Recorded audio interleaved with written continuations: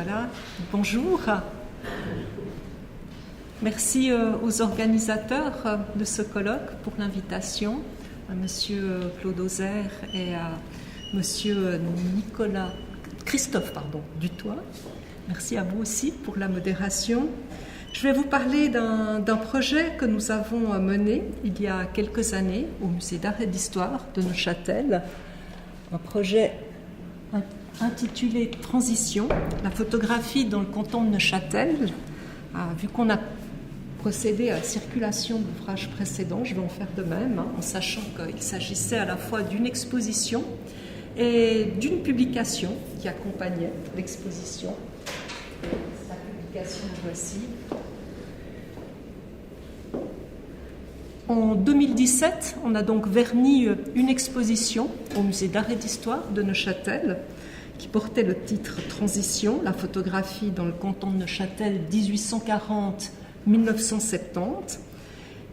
Il s'agissait de la première exposition d'une certaine envergure et du premier ouvrage qui retraçait l'histoire de la photographie dans le canton de Neuchâtel, plus particulièrement ses 130 premières années. Le projet, il a été initié en 2011, soit 6 ans avant l'ouverture de l'exposition et la sortie de la publication. Il a reposé sur un partenariat fructueux entre des spécialistes aussi de diverses disciplines. Vous avez ici la liste des personnes qui étaient partie prenante du conseil scientifique avec, on va dire, vraiment des spécialistes reconnus de la photographie comme Monsieur Christophe Blaser, ancien conservateur au musée de l'Élysée, commissaire indépendant et qui a également assuré le co-commissariat avec Monsieur Christophe Brand et moi-même de cette exposition, Madame Régine Bonnefoy de l'Université de Neuchâtel, de l'Institut d'Histoire de l'Art et de Muséologie. Je vais y revenir, vu qu'il y a eu un partenariat très important avec l'université dans le cadre de ce projet. Monsieur Christophe Brand, que sans doute plusieurs d'entre vous également connaissent, directeur de l'Institut suisse pour la conservation de la photographie. Il a été aussi membre du comité directeur de Mémoriave, un des fondateurs d'ailleurs aussi de Mémoriave. Le professeur Pascal Griner, de l'Institut aussi d'Histoire de l'Art et de Muséologie, un partenaire aussi très important de ce projet était le DAV, représenté par Madame Clara Grigori, à laquelle a succédé Madame Aude Joseph, responsable donc du département audiovisuel de la bibliothèque de la ville de La Chaux-de-Fonds. Ma collègue, Madame Antonia Nessi, co-directrice du Musée d'Art et d'Histoire et conservatrice du département des arts plastiques, Madame Mélissa Herrera, adjointe à la direction du master et chargée d'enseignement également à l'Institut d'Histoire de l'Art et de Muséologie. Donc on le voit, on avait au départ donc un conseil scientifique avec des compétences aussi différentes, avec des spécialistes vraiment de la photographie, avec responsables aussi d'institutions, et je pense tout particulièrement au DAV qui joue un rôle très important dans le canton de Neuchâtel pour tout ce qui concerne photographie, audiovisuel également.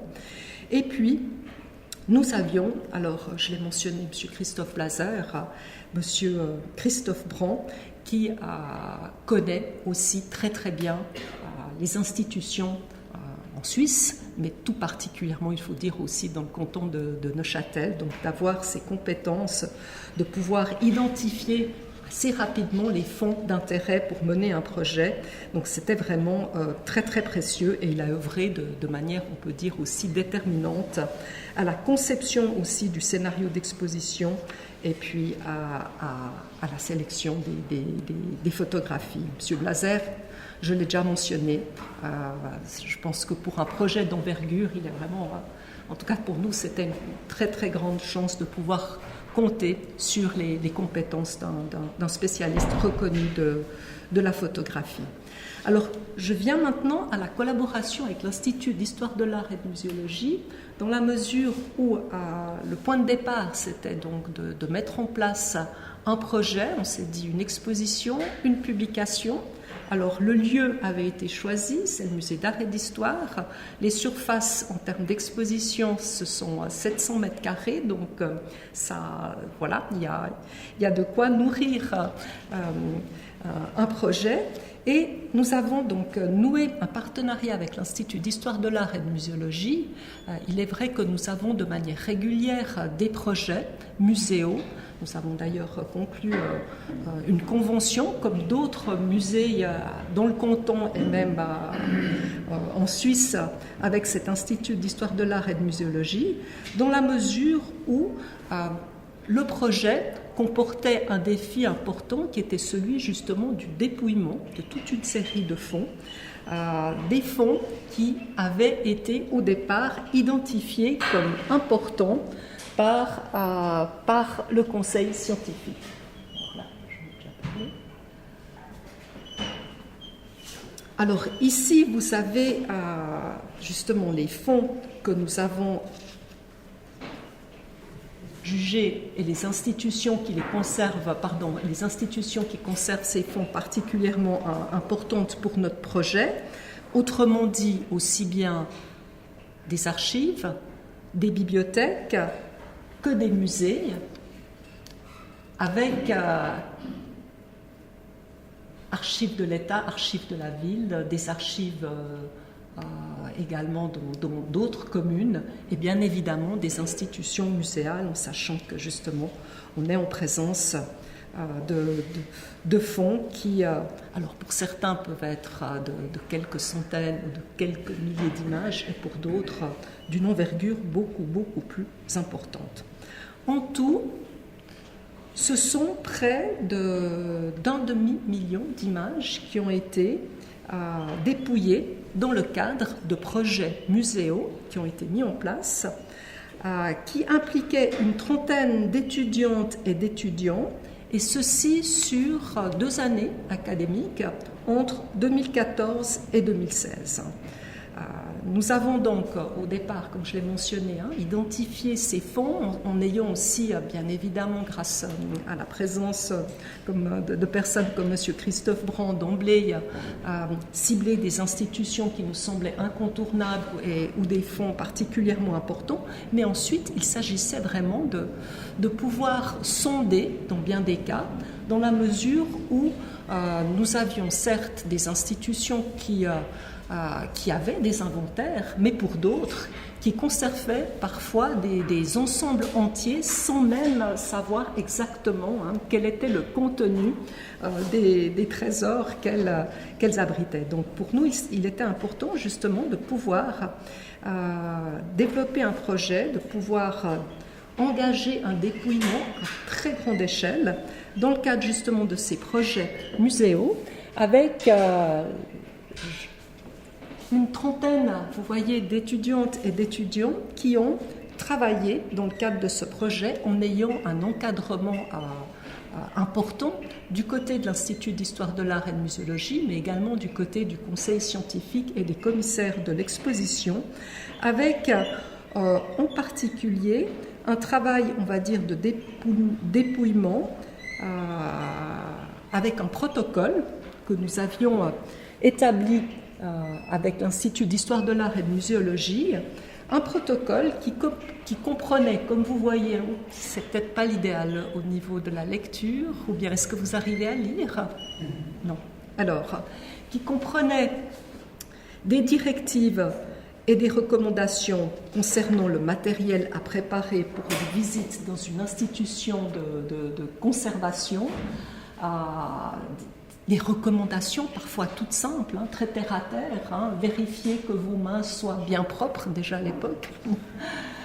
Si nécessaire, employez les mousses et gants mis à disposition. Pendant le dépouillement, veillez à ne pas approcher d'objets tels que crayons, etc. Je veux dire, des recommandations vraiment basiques pour pouvoir aussi prendre connaissance et consulter des fonds, et bien évidemment des recommandations qui, et je vais y revenir plus en détail, qui concernaient les directives pour ce qui concernait les informations à relever. Donc là, c'était vraiment un protocole de dépouillement qui a été établi pour des étudiants, quand on parle de ce master en muséologie, donc c'est plutôt dernière année, des étudiants qui ont déjà obtenu leur bachelor, c'est donc un master, donc qui ont déjà de bonnes connaissances.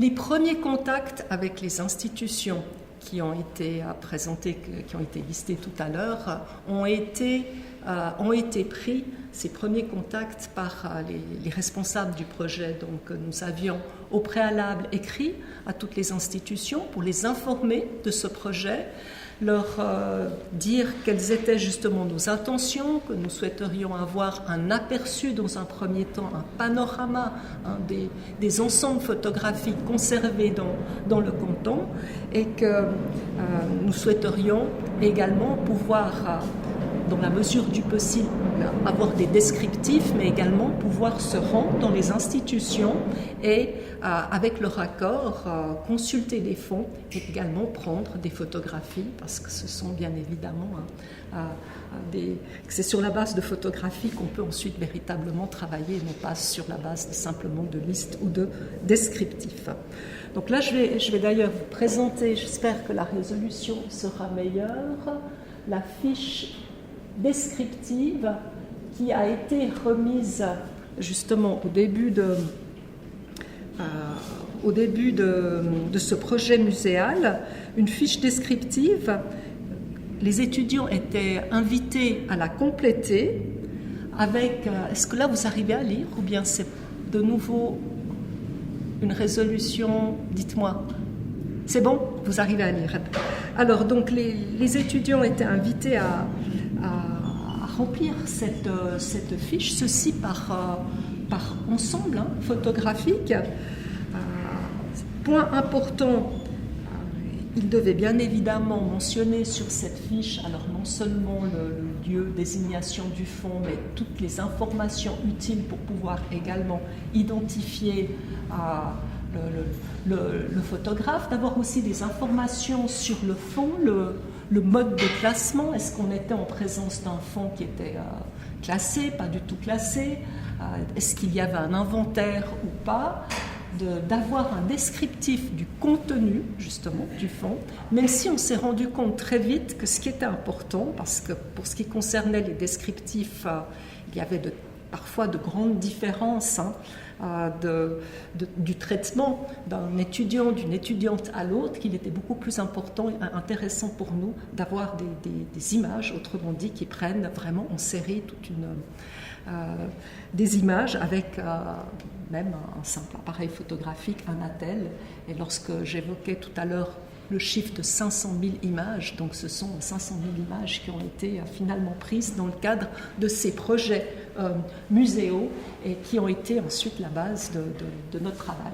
Donc voilà, là j'ai pensé que c'était peut-être utile pour vous de voir aussi ce document, dans la mesure où il nous a permis, c'est vrai, ensuite d'orienter les recherches, d'approfondir suivant l'intérêt et les découvertes qui pouvaient être faites. Il y avait également des catégories thématiques où on demandait aux étudiantes et étudiants de dire est-ce qu'on était plutôt dans une photographie qui concernait le voyage, anthropologie, portrait humain, urbanisme ou autre. C'était aussi une manière de pouvoir cerner l'intérêt. Une rubrique également, même si là on s'est rendu compte plus difficile, justement, l'étudiant devait préciser s'il s'agissait de clichés typiques, de photographies plutôt de caractère exceptionnel, de par la thématique, la forme, matériaux, caractéristiques, caractère esthétique. Mais là, de nouveau, on s'est rendu compte que ça prenait beaucoup de temps. Pour les étudiants, au départ, on a fait de manière régulière des bilans intermédiaires, on se voyait très souvent, et puis c'est là où on a décidé, en ce qui concernait cette fiche, de dire qu'il y avait bien évidemment des points incontournables qui étaient ceux de lieu, désignation du fond, de manière à pouvoir ensuite identifier les documents qui avaient été retenus, et puis surtout, comme j'ai mentionné, d'accompagner d'images. Ce dépouillement qui a été réalisé par les étudiants, donc c'était 2 volets d'étudiants sur 2 années académiques, il a été complété par des recherches qui ont été effectuées également dans des collections publiques en Suisse, parce que voilà, on savait qu'il y avait bien évidemment des fonds susceptibles de nous intéresser dans des institutions comme la Bibliothèque nationale.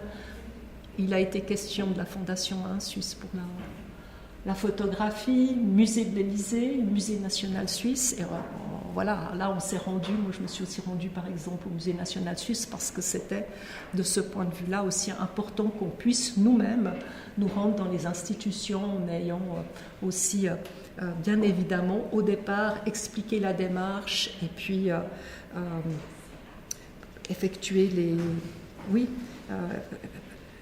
pris les contacts nécessaires. Au cours de ces dernières années, moi j'ai le sentiment qu'il y a une forme d'accélération. Il y a de plus en plus d'institutions qui ont numérisé, mis en ligne leurs collections, tout en sachant que c'est sans doute toujours une part infime de ce qui est conservé. Dans le cadre de ce projet, lorsqu'on a démarré, alors pour certaines institutions, il y avait pour ainsi dire, mais rien. Donc c'était vraiment important de pouvoir procéder à ce dépouillement du fait de l'absence parfois même de catalogage et vraiment ceci pour un pourcentage très important d'images.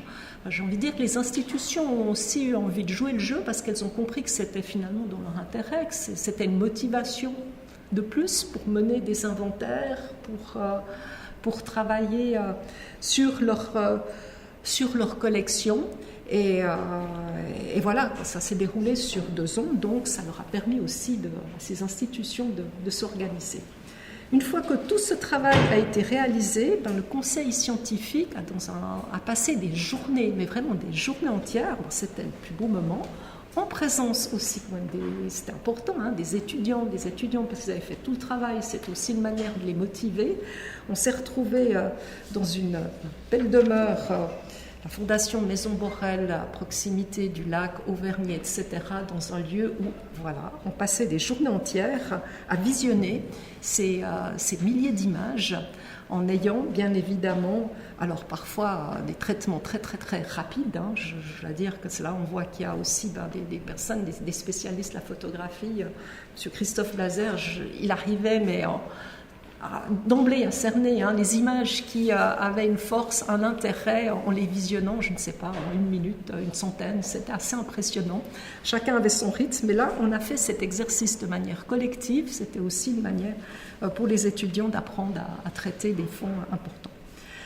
Alors, si la première, on va dire, interrogation pour nous consistait à retracer en quelque sorte de manière très large l'histoire de la photographie dans le canton, il s'agissait aussi de questionner ses points forts, comme la photographie liée au monde de l'édition. Lorsqu'on parle de la photographie dans le canton de Neuchâtel, c'est le Dictionnaire historique de la Suisse, Attinger, un fonds qui est d'ailleurs aujourd'hui au musée d'art et d'histoire, lié aux industries, lié à l'ethnographie, de par les activités de missionnaires. On peut évoquer aussi le musée d'ethnographie.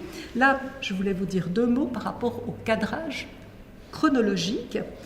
Un cadrage chronologique qui devait bien évidemment obéir à la fois à des considérations pratiques, à la nature des fonds qui avaient été des fonds qui étaient accessibles, et aussi à des questions historiques. Et notre point de départ fut 1840, parce qu'on a ici, en l'occurrence, la première trace d'une expérience photographique dans le canton de Neuchâtel. Alors justement, peut-être un mot sur l'image que vous voyez à l'écran, qui représente un photographe en activité.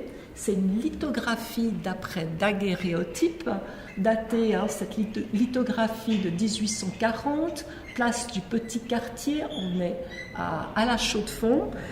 C'est intéressant parce qu'on a les indications lithographie de Nicolet à Neuchâtel, Suisse, d'après le daguerréotype. Tout cela figure également dans les légendes, alors là, peut-être dans la publication, c'est un des premiers arrêts sur image, vous le verrez, c'est plus lisible. Le nom du daguerréotypeur n'est pas mentionné parce qu'à l'époque, on ne mentionnait pas beaucoup les noms des photographes. On reconnaîtra leur statut comme auteur plus tardivement. Et pour nous, l'importance, c'est vrai, de cette lithographie était double. D'une part, elle constitue très vraisemblablement la première trace d'une expérience photographique dans le canton de Neuchâtel. Et puis, elle est aussi l'une des rares représentations d'un photographe en activité qui est au lendemain de l'invention du daguerréotype, qui est ici représenté sur cette petite scène à gauche. Donc, peut-être juste pour rappeler le procédé de la lithographie d'après le daguerréotype. C'est le résultat d'un travail de plusieurs techniques. On a d'abord un daguerréotypeur qui va obtenir une image unique sur une plaque métallique. Ensuite, le daguerréotype est décalqué ou copié par le dessinateur sur la pierre.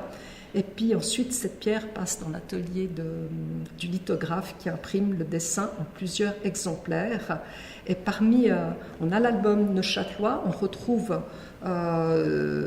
2 autres lithographies d'après le daguerréotype et 3 d'après le daguerre dans cet album. Donc c'est vraiment un ouvrage très important pour nous dans la mesure où c'est la première trace d'une expérience photographique. Hercule Nicolet, il est né dans le Jura bernois, sauf erreur, Ferrières, oui, c'est le Jura.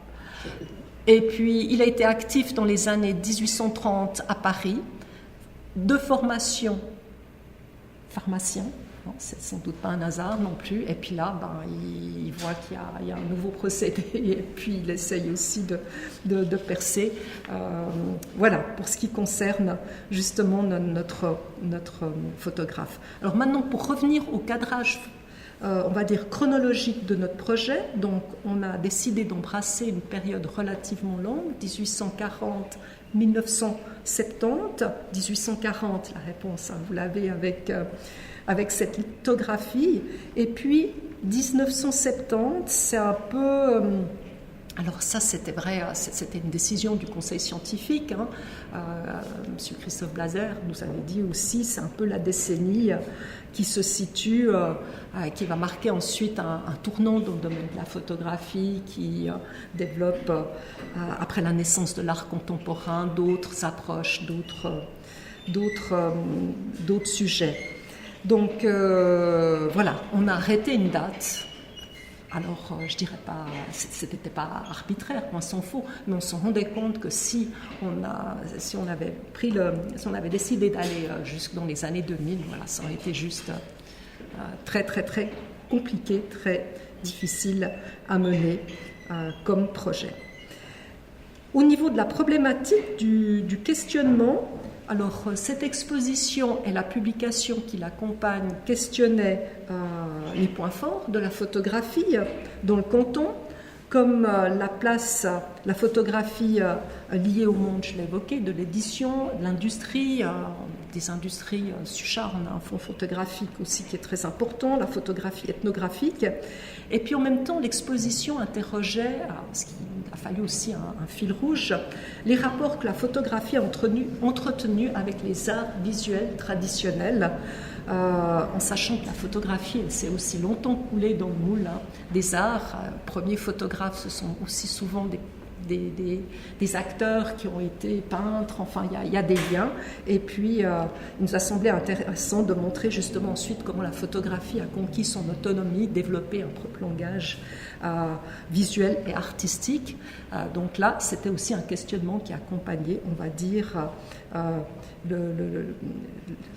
les réflexions pour la mise en place d'un scénario d'exposition. Alors, transition, j'ai pas regardé à quelle heure j'ai commencé, je suis désolée. Je dirais comme on n'a pas de repas qui nous attend, si personne n'est prêt à prendre, c'est pas trop grave. Mais dites-moi. Donc, je dirais dans l'absolu, ça fait 24 minutes que vous parlez. Je vais aller très vite. Voilà, je vais aller très vite. Alors, transition, c'est aussi une publication que vous découvrez maintenant, qui circule.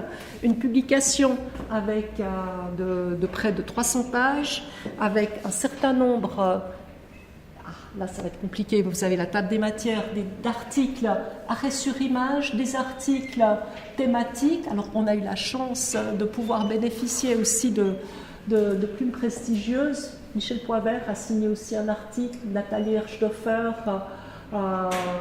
il y a, je vais oublier des noms, Serge Reby, Anne Lacoste, Musée de l'Élysée. Donc on a aussi essayé de mobiliser autour de thématiques des spécialistes de la photographie, tout en ayant également des regards croisés, je l'ai mentionné, spécialistes de la photographie, mais aussi, voilà, ce qui me concerne, et d'autres personnes mentionnées.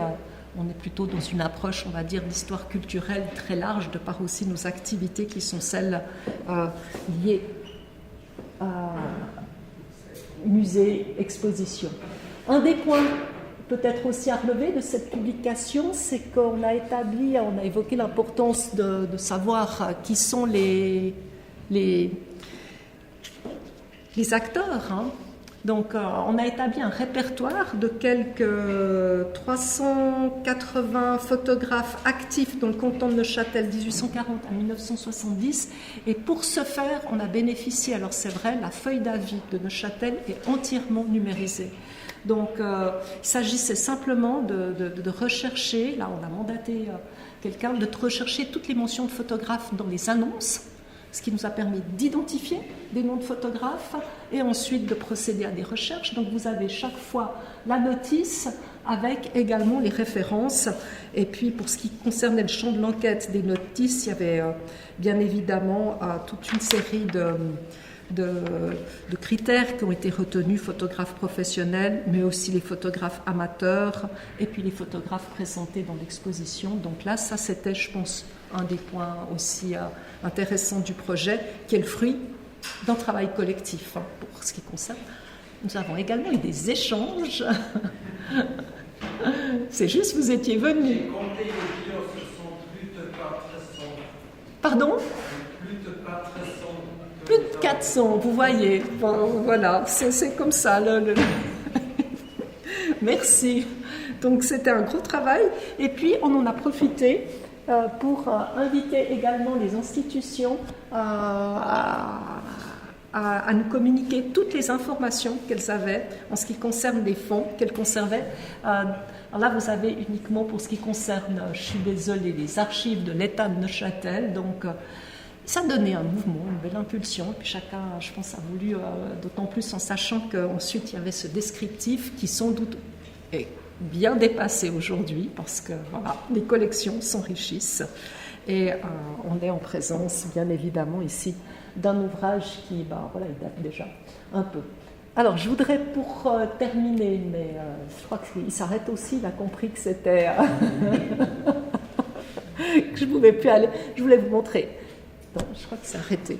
Quelques images de l'exposition, mais ce sera pour une prochaine fois. Parce que là, il ne marche plus.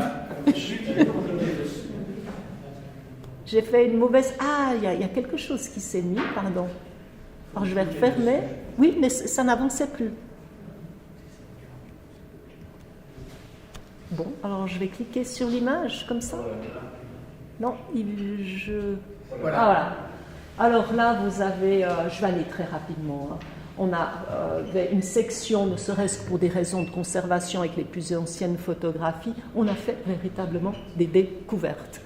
Et quand je dis des découvertes, on avait parfois, si je prends un nombre type, mais magnifique, qui n'était pas conservé, il était conservé en l'occurrence dans le département des arts appliqués, et on en avait perdu complètement la trace au musée d'art et d'histoire, parce que c'était le coffret à l'époque qui intéressait. Et il n'avait pas du tout été identifié comme photographie, donc c'est un peu par hasard qu'on est retombé dessus. Daguerréotypes et tout, vraiment on a fait de magnifiques découvertes. Donc comme toujours, ça vaut la peine de partager ses préoccupations, de bien communiquer autour des projets qu'on mène pour pouvoir justement faire des découvertes des thèmes. Alors quelques images de l'exposition avec des points forts aussi, l'art du portrait, documents sur la vie artistique, je vais assez vite. Ici une section, on a évoqué l'importance des lieux de diffusion, en l'occurrence pour ce qui concerne l'entreprise Attinger avec le dictionnaire historique de la Suisse, le dictionnaire géographique. Voilà. Une scénographie ciné OnLab qui jouait bien évidemment sur l'argent, le noir, blanc, les couleurs. Et puis là, ça n'a rien à voir du tout. Mais vu que nous avons actuellement une exposition au Musée d'Art et d'Histoire qui questionne photographie et cinéma, une exposition Henri Brand, cinéaste et photographe. Henri Brand, c'est La Suisse s'interroge, 1964, mais c'est aussi un photographe. Voilà, je me suis dit que je faisais aussi un tout petit peu de publicité pour cette exposition. Je vous remercie de votre attention.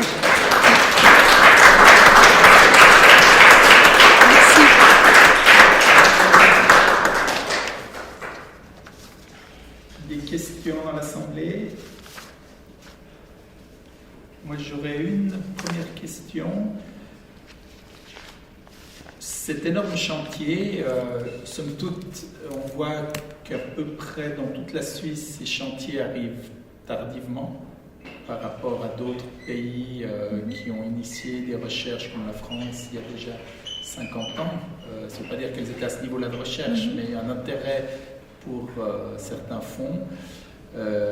Est-ce qu'on peut l'expliquer, ce retard? Donc il faut 160 ans pour qu'on ouvre les cartons. Et puis l'autre question liée, quel en est maintenant le bénéfice? Est-ce que ça a initié d'autres projets plus détaillés, ou j'ai envie de dire, voilà, on a fait le livre de l'histoire de la photo et on réemballe tout? Alors, première question, c'est vrai que c'est frappant, en sachant que si je prends par exemple le musée d'art et d'histoire, on s'est interrogé sur le statut de la photographie dans les collections. La photographie a été jugée comme technique procédé qui devait entrer dans les collections à la fin du 19e, au début du 20e siècle au musée d'art et d'histoire. On le voit très bien dans les rapports d'activité où il est question de collection. Et puis ensuite, on arrête complètement parce qu'on estime que bon, voilà, ça se diffuse, ça devient beaucoup trop large comme média, et puis on arrête de collectionner. Ça, c'est frappant. Et il est vrai que pour ce qui concerne maintenant l'intérêt tardif dans le canton de Neuchâtel, mais je crois que ce n'est pas spécifique, on le voit en partage par rapport à la Suisse, c'est frappant. Ouais. Là, je n'ai pas de réponse comme ça toute faite, en sachant que on a pourtant des institutions d'envergure, de renom. Si on prend le musée de l'Élysée, qui ont été créés dans les années 80, 70, l'ouverture du musée de l'Élysée. Mais peut-être très vite, l'attention a d'abord été portée sur, je ne sais pas, sur des photographes de renom, et puis on a négligé ensuite ce qu'on estimait ne pas être justement digne d'une collection, en tout cas muséale, peut-être, voilà, à creuser. Et puis les bénéfices, alors je dirais que ça nous a bien évidemment encouragé à mettre en ligne, on poursuit cette activité. Je pense que ce n'est pas un hasard si on travaille sur Brand, cinéaste et photographe. De nouveau un partenariat, Olivier Lugon, qui est une des grandes, aussi un des tout grands spécialistes de la photographie aujourd'hui en Suisse. Donc ça nous a donné envie de poursuivre dans tous les cas des partenariats avec des chercheurs, des spécialistes, puis là en l'occurrence en croisant de médium, photographie et cinéma. Et les inventaires ont beaucoup progressé, enfin, ça c'est sûr de notre côté. Et puis on a eu des entrées, parce que vous avez une visibilité, bien évidemment, quand vous mettez en place. Donc il y a des fonds, fonds Attinger, il est entré, le fonds Brand, il est entré. Donc ça vous permet aussi de vous positionner. Et ça, c'est bien évidemment très intéressant pour une institution.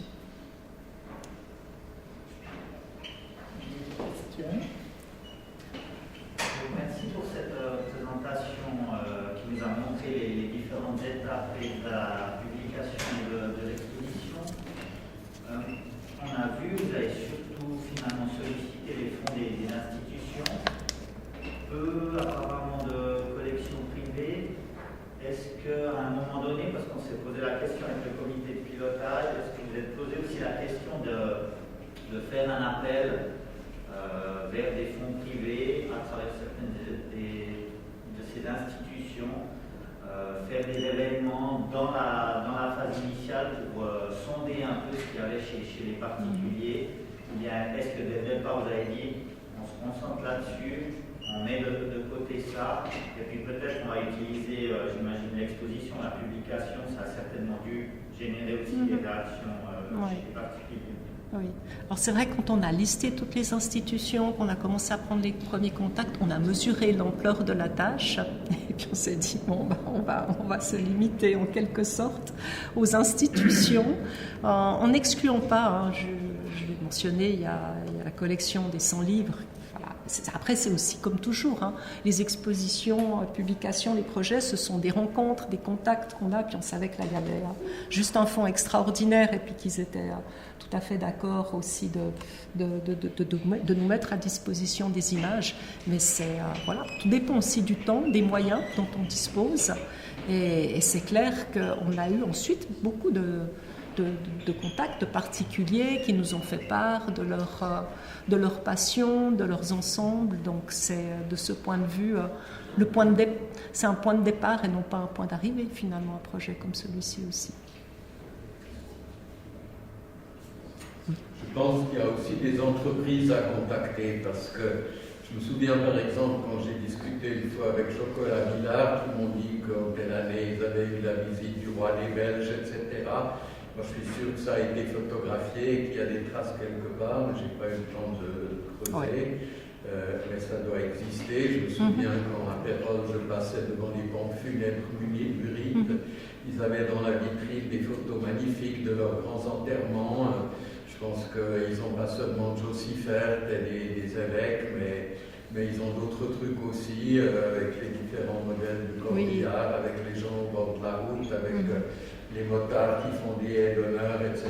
Je pense que tout ça, c'est des domaines dont on ne s'est pas énormément occupé, mais qu'il faudrait systématiquement, une fois, hacher.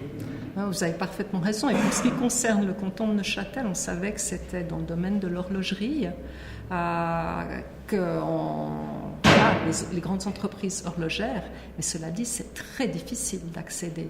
Et on s'est dit, là, ce sera peut-être le deuxième volet un jour, si on fait 1970 à nos jours. Et là, c'est clair, parce qu'en matière dans le domaine du marketing, de la publicité, il y a il y a certainement des fonds exceptionnels qui sont conservés auprès de ces grandes marques horlogères, mais elles ne sont... Voilà, on s'est dit que ce sera aussi beaucoup plus compliqué. Si vous dites on fait une exposition sur Jacques Hédreau uniquement, ça va très bien, mais si vous avez une exposition avec plusieurs marques horlogères, ça risque de devenir plus compliqué. Donc là, on s'est dit, faisons une chose peut-être après l'autre, et on verra. Oui, en fait, on a pu avoir des exemples cantonaux, et puis le projet de Fribourg qui démarre. Et en fait, si on analyse un petit peu comment ça se passe en Suisse, finalement, chaque canton a un peu sa petite méthode pour centraliser les fonds photographiques. Ça rigole beaucoup, il y a des fois des grands projets qui se sont lancés, puis ensuite ça n'aboutit pas. Mais en fait, ce qui est important, c'est de savoir, par exemple, prenons le cas du canton de Neuchâtel, personnellement j'observe, finalement il y a un mini-centre de compétences qui s'est développé avec le DAV, mais c'est pas très clair. Par exemple, si je suis quelqu'un qui a 80 ans, qui a une grande collection de photos personnelles, etc., je ne sais pas où je vais, je ne sais pas ce que j'en fais, à qui je m'adresse, etc., etc. Et c'est quand même dingue, une question du XXIe siècle qui est encore, que dans les cantons en général, ça soit aussi disparate, qu'il n'y ait pas plus de conscience, alors que le mémorial existe, etc., que lui, il a terminé son institut, ça n'existe plus, donc finalement, il y a un épisode qui se termine Neuchâtel, il y a ce centre département de l'audiovisuel qui est à la Chaux-de-Fonds, et puis il y a vous, qui finalement soit il y a un problème à Neuchâtel, le haut et le bas, une question de leadership, on ne sait pas, et finalement, alors, et puis surtout la veille, quand on regarde en France par exemple, les gens font des veilles scientifiques, donc en fait chaque fois qu'il y a un nouveau photographe, un nouveau daguerreotypiste qui a été trouvé, qui est basé au Brenner, j'en sais rien, tac, on l'ajoute à la liste, enfin, on suit ce qui se passe, on copie, et donc, est-ce qu'une stratégie se dessine à Neuchâtel, et quelle sera, quelle perspective vous envisagez pour la sauvegarde du patrimoine photographique physique? Bon, numérique, on n'en parle même pas, parce que là, personne n'a commencé vraiment à réfléchir sérieusement sur les photographes qui décèdent, par exemple, qui ont fait que du numérique, qui ont fait moitié-moitié, etc. On n'est pas prêt. Mais quel avenir se dessine à Neuchâtel, par exemple? Alors, bon, vous avez évoqué le... J'aimerais juste dire, il y a quand même en Suisse un musée national qui s'occupe, entre autres, aussi de photographie. Et la Suisse est un pays fédéraliste, n'est pas centralisé. Je parle au niveau de centralisation au niveau cantonal. Oui, mais non, je prends la Suisse, puisque vous avez parlé de... Il n'y a pas de centralisation au niveau suisse. Il n'y a pas une centralisation comme en France. Mais il y a un intérêt à la photographie suisse très marqué au musée national. Et ça depuis un certain nombre de temps. Oui, la fondation, la photographie aussi, mais ils ont des critères très sélectifs, et je suis désolé. Oui, il faut avoir des critères sélectifs. Oui, sélectifs par rapport à certaines catégories qui sont ignorées. Mais vous voyez, si je reprends par rapport à la question d'Ave, par exemple, musée d'art et d'histoire, un des fonds photographiques très importants du musée d'art et d'histoire, c'est le fonds Suchard-Dobler. Ce fonds photographique, il est associé à une collection. Il est associé à des archives.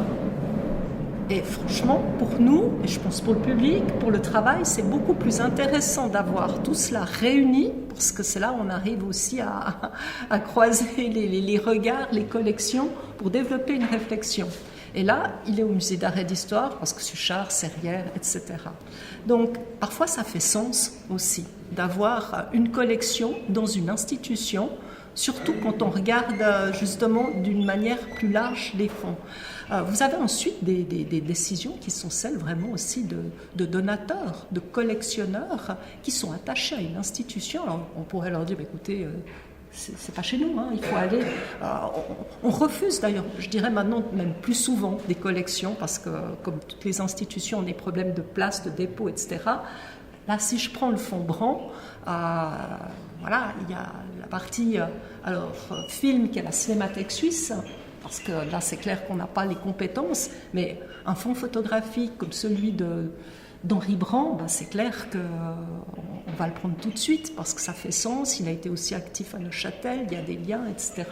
Donc on pense aussi dans l'intérêt de l'institution, mais parce qu'il y a aussi, en lien avec les collections, l'histoire, quelque chose qui rattache la collection, le fonds à l'institution et à la région. Heureusement qu'il y a la mise en ligne maintenant. Alors on évoquait tout à l'heure à midi aussi le projet de MemoBase, etc., d'avoir peut-être plus d'outils, de plateformes qui permettent véritablement de réunir de manière à ce qu'une personne intéressée puisse faire des recherches par procédé, par image. On évoquait, justement, passionnés de la photographie s'intéresseront bien évidemment aussi à toute la matérialité de l'objet. Et là, finalement, après, qui conserve, on espère que ce soit dans les meilleures conditions possibles, deviendra, en termes d'accès, de recherche, un peu plus secondaire. Je pense. Pour répondre aussi sur des enjeux, c'est une politique culturelle cantonale au-delà de nationale. Et il y a des cantons qui ont des politiques bicéphales, tricéphales, et d'autres, par exemple le Valais, c'est la médiathèque qui s'occupe de tout ce qui est iconographie photographique, et ce qui est plutôt de l'ordre plasticien et beaux-arts, c'est le musée des beaux-arts La même chose à Genève, il y a le centre d'iconographie qui maintenant, il est décidé s'il y a un fonds photographique, soit ils le prennent, soit là on ne sait pas où. Alors effectivement, il y a des fonds qui ne sont pas pris. Mais je ne ferai pas trop l'éloge de la France parce qu'il y a aussi des fonds. Pourquoi le fonds Sabine Veil se retrouve au musée de l'Élysée? Oui, elle est née à Saint-Gingolph, tant mieux pour eux, mais elle a essentiellement photographié la France. Donc il y a aussi comme ça, et il y a des fonds qui n'entrent pas dans les collections françaises qui sont importants aussi. Donc la politique de l'acquisition et d'accepter les fonds est assez complexe. Alors moi c'est vrai que des fois comme observateur je trouve des fois les institutions ne sont pas assez mordantes pour y aller, mais elles ont quand même déjà beaucoup de fonds à gérer. Donc aujourd'hui, effectivement, où se trouvent les collections de moins en moins d'importance. Ce qui est le plus important, c'est plutôt la centralisation des informations. Vous avez raison. Savoir pour le travail et pour la ensemble. Mais bon, c'est un travail de longue haleine, de toute façon, là, c'est une sorte de construction, de Lego.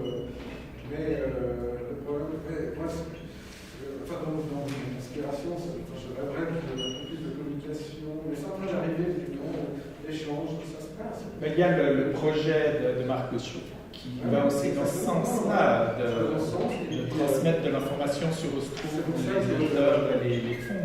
Voilà, le projet de Fribourg est fondamentalement génial parce que ça va permettre d'ajouter une pièce au puzzle global de la conception de la photo en Suisse. Je pense qu'il faut être un peu patient. Oui, exactement.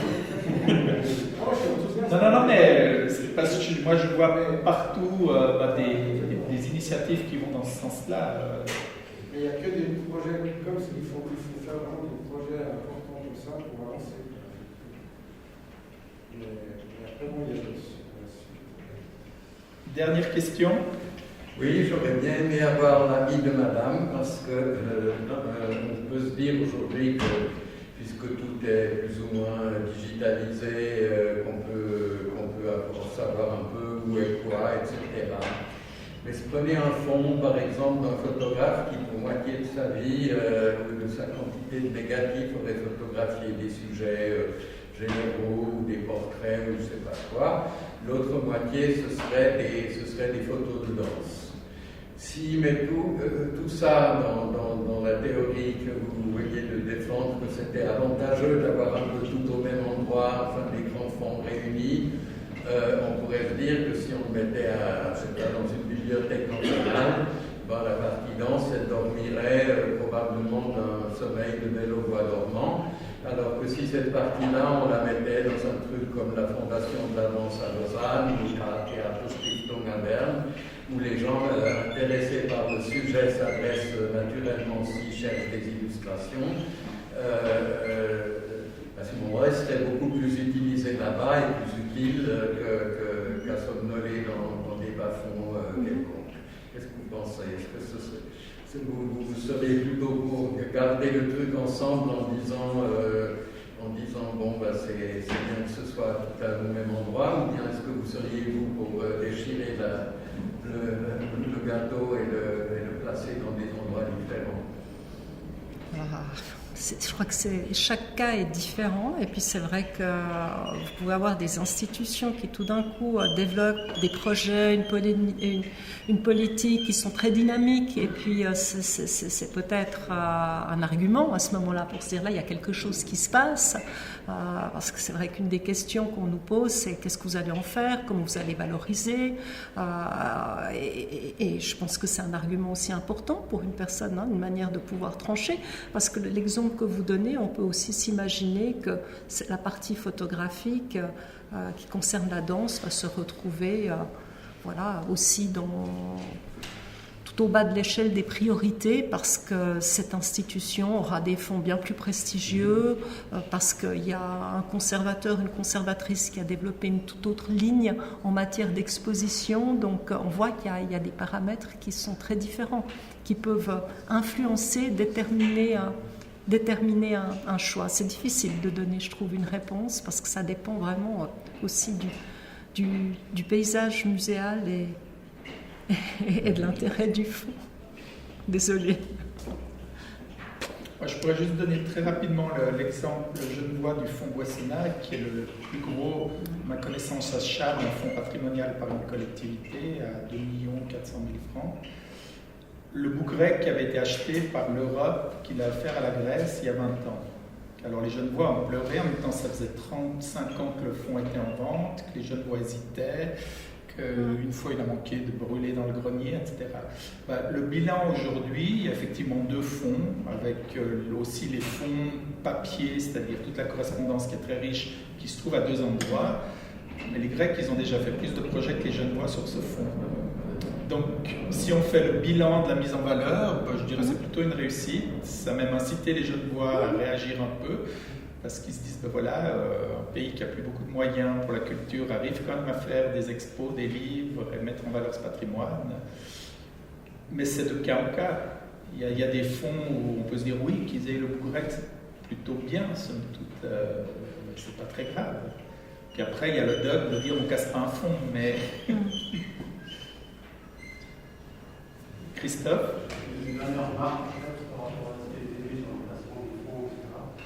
Aujourd'hui, avec les réseaux et la digitalisation, la question est un peu différente quand même. Ce qui est important, c'est comment trouver le fonds. Est-ce que quelqu'un sait que ce fonds existe? Est-ce que c'est un fonds qui trouvera ce qu'il pas? C'est ça qui est, je pense, essentiel. Tout l'intérêt de ces rencontres, de ces projets en tout cas, chez nous, au musée grevien, le minimum qu'on essaie de faire, c'est d'envoyer une fiche qui n'apparaît pas dans nos collections et également encore en ligne, même si on ne peut pas faire plus par numériser, par